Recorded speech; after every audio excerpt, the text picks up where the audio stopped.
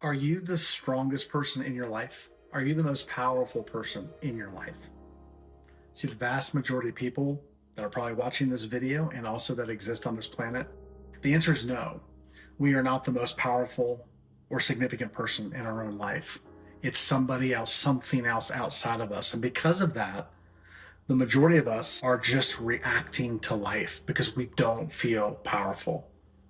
And when you're reacting to life, you just simply repeat patterns. Yeah, things may change, relationships may change, jobs may change, circumstances may change, but patterns just repeat over and over and over, year after year, decade after decade, and things fundamentally do not change for the better. And the reason for that is because we're reacting.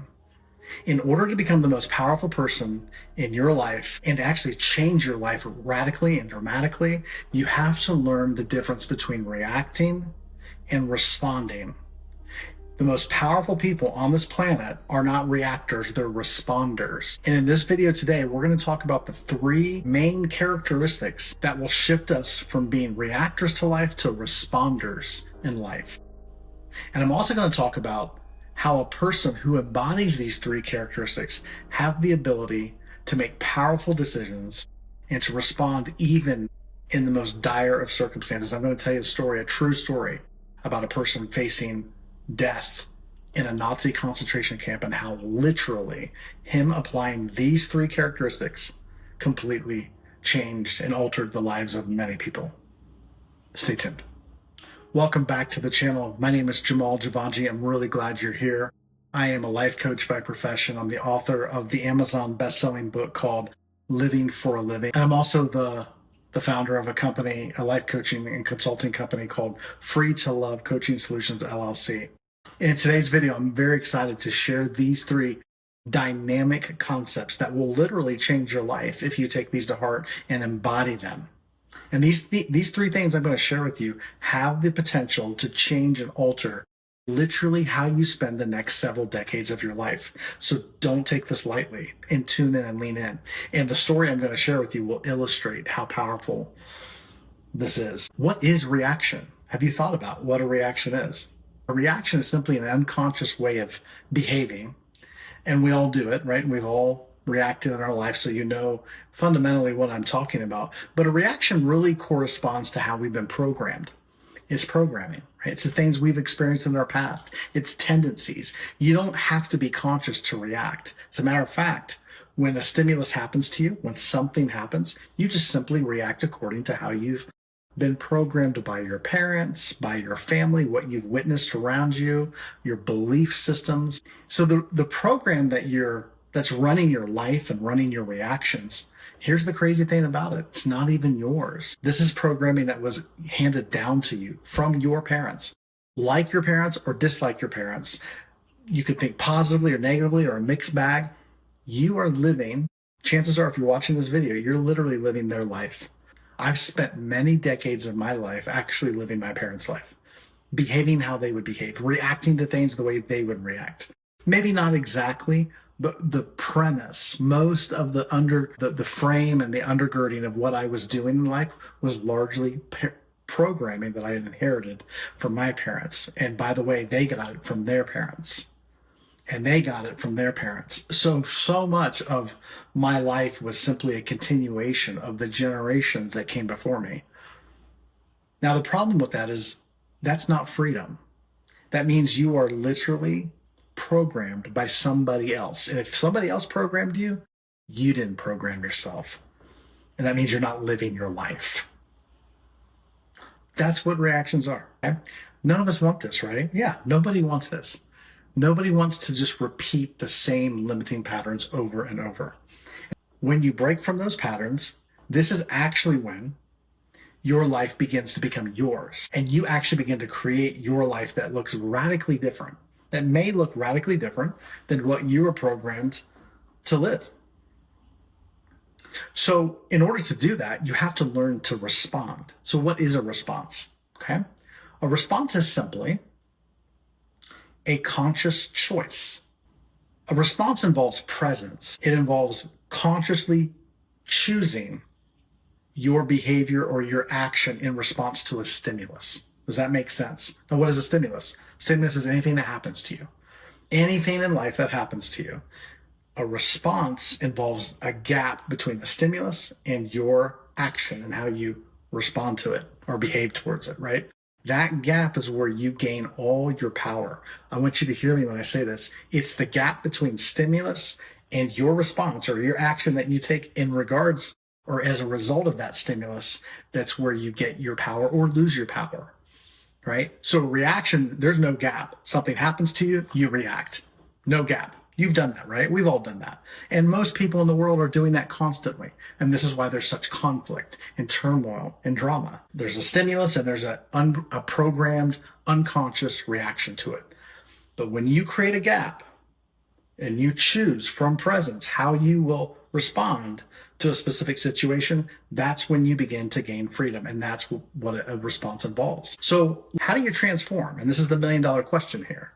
How do you transform from being a reactor to a responder, right? There are 3 very powerful characteristics that I want to share with you right now. First characteristic is this. People who respond to life and not react to life are more focused on their ability and not their disability. They're more focused on their ability, not their disability, right? So the vast majority of people, let's look at people who react, right? Most people who are just reacting to life. As soon as something unpleasant happens to them, a stimulus, something that's out of their control, they get stressed out. Do you know what stress is? Yeah, stress is simply resistance. And typically when we are resisting something, a stimulus, something that's happening to us, it's because we're focused on something we perceive that we're not able to do, something that we have no ability to do. Whenever you try to do something that you're not able to do, you will feel stressed. And then that produces a reaction. So however we've been programmed to react, we will react because we are focused on something we can't do. And you hear people say it all the time, right? They're talking about something that's unfair, talking about something they're not able to do, something that where somebody else has power or over them, or something that's limiting them or prohibiting them from really moving into what they want to do. This is where the majority of people live. They're so focused on that, complaining about the government. And trust me, there's plenty of things we could complain about if we wanted to and focus on. But people who are reacting are just focused on something they have no ability to control. Responders, however, are quite different. They're focused on their abilities. So when a stimulus happens, a situation happens, they're asking this question. By default, people who respond have trained themselves to ask this really important question. What do I have the ability to do in this situation? Where is my ability? As soon as they focus on their ability, they become empowered, right? Because we all have an ability. It's not, now all of our abilities are not the same. Everybody has different abilities. That's fine. We're not asking 2 people to have the same abilities, but I'm always curious when I'm talking with somebody, when I'm interacting with somebody, I want them, and this is something that we do in the coaching process and my work in working with people, we get really clear about what you, particularly you, yes, you, have the ability to do in this situation. And it will blow your mind when you shift your focus from what you're not able to do to what you actually are able to do. It will blow your mind how powerful you actually are. And people who respond to life, they are focused on their ability, what they can actually do, not what they can't do. And as a result, they stop being a victim to life. They start responding to life according to their ability. Interestingly enough, the word responsible, literally, if you look at the word, it's 2 words. Responsible. The vast majority of people in this world are focused on what they cannot do. That is literally the opposite of responsibility. It's actually response not able. We could call that irresponsibility. Every problem in our society, in our country, and ultimately in our world comes down to people not taking radical responsibility for their own abilities and what they can do in a specific situation. I can prove it if you give me enough time. Every moment that you face, every situation that happens to you, you do have an ability at some level to respond to that event. And when you start asking the question, what am I able to do? And start doing what you're able to do, you start winning in life. The second characteristic of people who respond to life and not react to life, but respond to life is this. They understand that they have a story and they learn to separate from their story. Now, what do I mean by this? Every single one of us has a story. If you look at the word history, it contains the word story, right? We all have history. All of us have personal history in our own lives. All of us have family histories. All of us have maybe ethnic histories. All of us have national histories. We're born into history. None of us are born outside of history. And that means that history somebody developed before you. And that's a story, right? Now, it's okay to have history. It's okay to be born into history. But when history controls you, you are powerless you are powerless to create your life, and you're powerless to respond to life when history controls you. When history's driving the car of your life, you have no control. You have zero control, right? So history is really rooted in our story. What's the story of me? What's the story of my family? What's the story of my life? So we all have that. When we learn to actually create a gap between who we are and our story, because by the way, and this is good news, you're not your story. You have a story, you have a past, and none of that is who you are. It's literally a history book. And if you learn to separate or create a gap or distance from your story, it's not that your story is not important, and it's not that it doesn't even benefit you. It does. We become the people we are because of our story. But your story, again, is not you. And it should never be your ceiling. And it doesn't have to be your ceiling. When you create a gap between your story and you can realize a stimulus, something may happen to me and it may affect me. But the reason I'm so affected by what's happening largely is a result of my story. So the story, when you're not conscious to it, will cause reactions, just constant reactions. But when you realize it's just a story, the situation that's happening to you is not what it seems. If you did not have the story that you currently have, whatever's happening to you in your life would not affect you in the way it's affecting you. So if you find yourself affected by other people, you're triggered, right? Sometimes we use the word triggered. Some people use the word activated, whatever works for you. Same concept. If somebody's activating or triggering you, it's because they are poking at a vulnerability in your story that you haven't yet separated from. And you need to. And there's an opportunity to when you're triggered. The more you can separate from your story, your history, the more you can then see that the story is affecting you. And the more you can then choose how you want to respond to the situation, as opposed to it being just an automatic reaction because there's no gap between your story and your present moment. I know may sound a little complex, but I want you to hear me on this. If you can create a gap between your story and this moment, you can learn to see the moment that's free from your story. It doesn't mean what you think it means. Maybe a situation is happening in your life and you feel unloved. That's a part of your story. If you didn't have that story, it would just be an event. It would just be an event. And that event may require a response. That's it.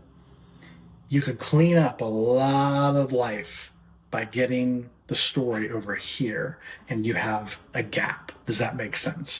And the third characteristic of people who have learned how to respond to life and not simply just react to it is this. People who respond to life are more focused on what is needed in this moment for the greater good.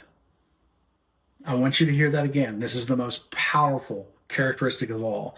It's when we start to understand, right, that we are not our story. When we start to focus on our abilities, what we have the ability to do, not what we don't have the ability to do, but what we do have the ability to do. That's when we start to ask, well, what's needed? What can I do right now that's actually needed that would promote the greater good? That's what people who respond are focused on. People who react are simply resisting whatever's going on. They're not focused on what's needed. They're focused on resisting or pushing back against some stimulus that's happening. But when you start asking the question about, well, what's needed in this moment, that's when things begin to change. And there's a really powerful story that I want to share with you about a person who literally responded to the most adverse situation that you can imagine. Now, you have all heard of the Holocaust, right? The extermination of the Jewish people in Europe, Germany, and most of Europe during World War II, right? This is when the Nazis would round up Jewish people. They put them in concentration camps, and eventually they killed many of them, killed almost 6 million Jewish people during that time. Very horrible period. And there were stories that had come out of these camps of some of the brutality that would happen. And towards the end of the war, is they would have these things called shower days. And so once a week, every inmate in the camp was expected to go to the showers and take a shower. That's what they called it, a shower day. But it wasn't a shower. It wasn't a shower with water. They would take you to these showers, and instead of water coming out the shower spigots, it was poison gas, and it would kill you, and you would die. And they were gassing people to death. Now, people started to figure this out and understand that the Jewish people in the camp started to figure this out. And so as you can imagine, when the guards would come in once a week and they would read out, so if they would read out the number. So every person in the camp, just like a normal prisoner, would have a certain number assigned to them. So on their shirts, like their uniform, it was a uniform assigned to you. There would be a certain number on the shirt. And every, once a week, the guards would come into the barracks where the prisoners were living, and they would just call out numbers. And if your number was called, it was your turn to go to the shower. And that meant death. You were going to your death. And people were terrified. Can you imagine? Can you imagine being in those camps and you're in there with your family, your loved ones, and you would always wonder, is it their number? Is the guard going to call their number? And there was no stopping it.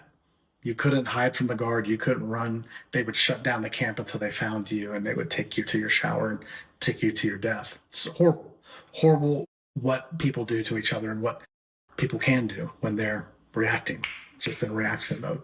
Well, one particular day, and this is a true story, guard comes into the barracks and starts to read off a list of numbers. And he called out or read out a number of a young man in his early 20s, and he heard his number being called, and he realized, this is my death. I'm only in my 20s, and I'm going to go to my death today. And it was his number. And he starts weeping and crying and shaking. And he was in a different room, so he was not in direct eyesight of the guard. But he knew he couldn't hide because the guard would search the premises until they found him. So he just has a few minutes to kind of collect himself. And he's crying and shaking, and he doesn't know what to do, and he's starting to fall apart.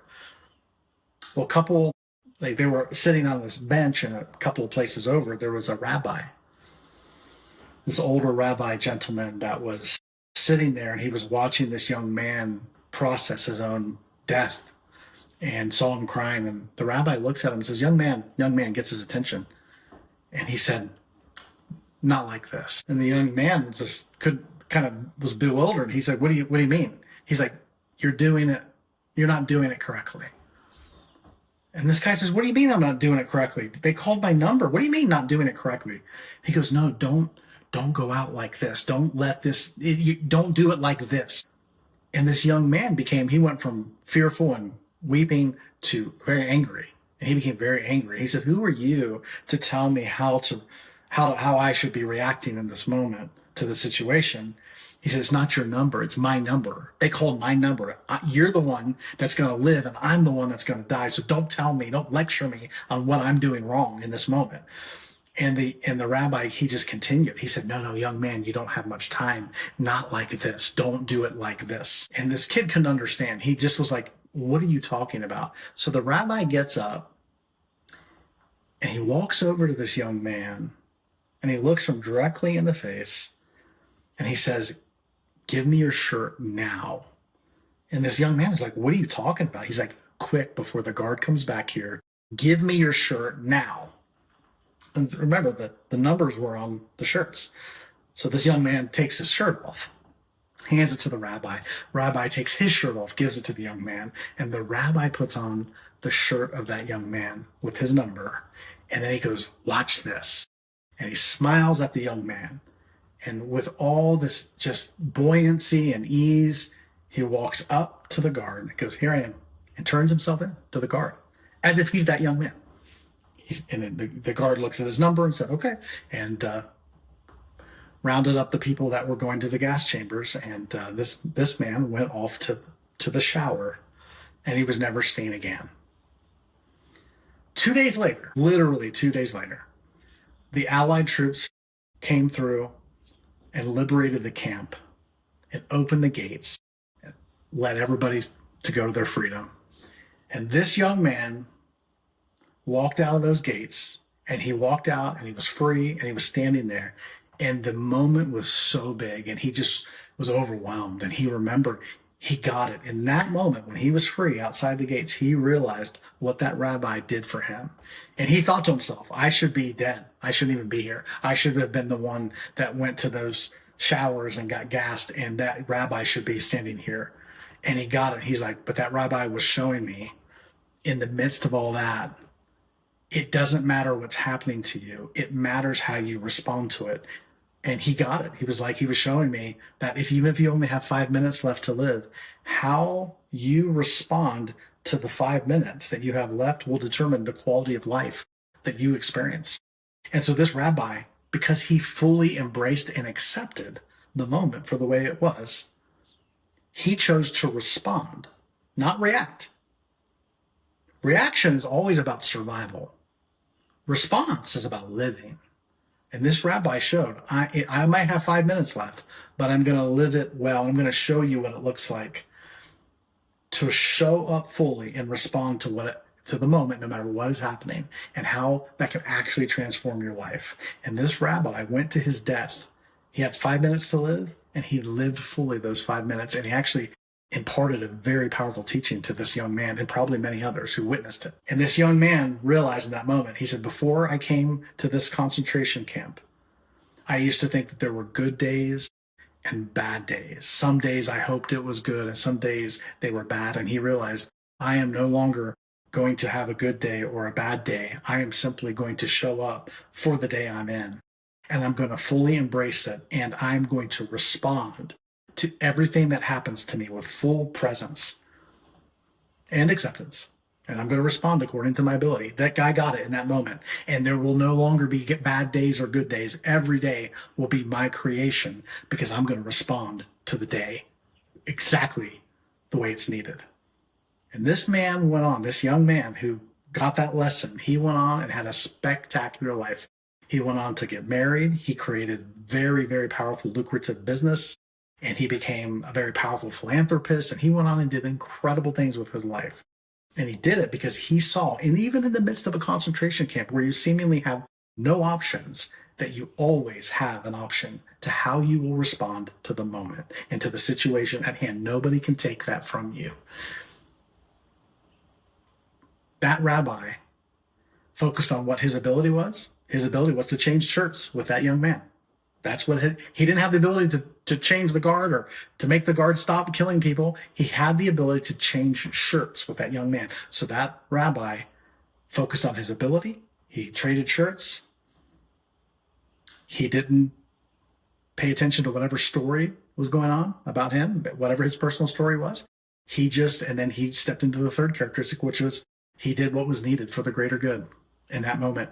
And he lived even that rabbi went to his death. He lived a very powerful life and died in a very powerful way because he chose to respond and not react. You see how powerful this can be? See, most of us, I don't know where you're at, what's going on in your life right now, but I promise you this, you're not in a concentration camp. Chances are, if you're watching this video, you are not in a concentration camp. Conditions and certain situations in your life are much more favorable for you right now. So my encouragement for you would be, where is your ability? Like, I know you probably feel like there's a lot of things you can't do, a lot of things you need that you don't have, but what do you have? And where is your ability? If you'll focus on that, your life will change. Or maybe you realize that you have a limiting story. You have some stories you're telling about yourself that are not actually true. Maybe you perceive yourself as an outsider, someone who's not loved. Maybe you perceive yourself as someone who is not fully understood or accepted. That's a story. I want you to know that's a story. Maybe you perceive yourself as someone who struggles, someone who's impoverished, someone who's just always a day late and a dollar short. I don't know how you see yourself, but All of us have limiting stories that we've been indoctrinated and programmed with. And maybe you need to create a gap or distance from those stories. Or maybe it's the third characteristic. Instead, maybe where you're at in learning how to respond to life in a powerful way is you need to learn to think about what is needed, not what do you need to survive. What is needed in the world? What is needed for other people? What is needed for the greater good? Maybe that's where you're at. I don't know which one of these characteristics, or maybe it's all three for you, but I'd love to hear from you in the comment section. Which one of these three characteristics really resonates with you the most? Are you a responder, or are you simply one who reacts to life? Are you the most powerful person in your life, or is there someone or something else outside of you that is controlling you? If you will learn to respond, not react, you will become the most powerful person in your life. And actually, that's what you're here to do, is learn to take control and take power over your life. Taking control over your life doesn't mean you're not being led and guided. No, you could still be led and guided. As a matter of fact, we're all being led and guided. That's my personal understanding, that there is a powerful, benevolent force some people call life, some people call the divine, some people call God. I don't really care what you call that reality. The important thing is you are being led by that reality. You're watching this video because you were led here to watch this video. I'm convinced. Right? So by taking control of your life doesn't mean you're not being led. It just means you're doing what only you can do, which is to focus on your ability, to respond according to your ability, to get free of your story, and to act in the greater good of all. That's only something you can do. Will you do it? Will you learn to respond to life and not react? This is a process. It takes a lot of intentional work. And if you would like some assistance in this work, trust me, if we could just do this on our own, everybody would have already done it on their own. This does take a very intentional process. But you get your life back in the process of this. By going in this process and engaging and investing in the process of learning how to stop reacting and start responding, you will gain your entire life. And if that's something you could use assistance on, I would encourage you to look into, I have a program. It's a 90-day one-to-one coaching program called the Energy Acquisition System. I am not able to work with everybody, but I can work with some people if it's aligned. And so you may be one of those people that are aligned for us to do some powerful work together. And if that's you, or if that's a thought that maybe it's you, don't be shy. Your life is very important. I would encourage you to reach out. There's a link below this video where you can go to my website, hear some stories and testimonials from people who have worked with me in the past. And you can also schedule your free consultation call with me, and we can have a conversation and talk a little more about your life and if it would make sense for us to work together. Okay? I'm really, really, really glad that you stayed to the end of this video. That says a lot about you and actually your hunger and what you're here for. Okay? So if you made it this far to the end, I would encourage you to subscribe to this channel so you don't miss future videos. I'm always putting out new videos. And like the video, that's a way to give back because it really helps this video get seen by more people. This is a public service. I put these out here totally free of charge because I definitely want to benefit the wider public, and these videos are here. And if you feel like, oh, there's somebody that is really struggling in life, feeling disempowered, send this video to them. This might be something that really benefits them, and it's a great way to serve other people, and that's why these videos exist. So don't be afraid to share this video with others, okay? Until next time, I look forward to seeing you again soon. Bye-bye.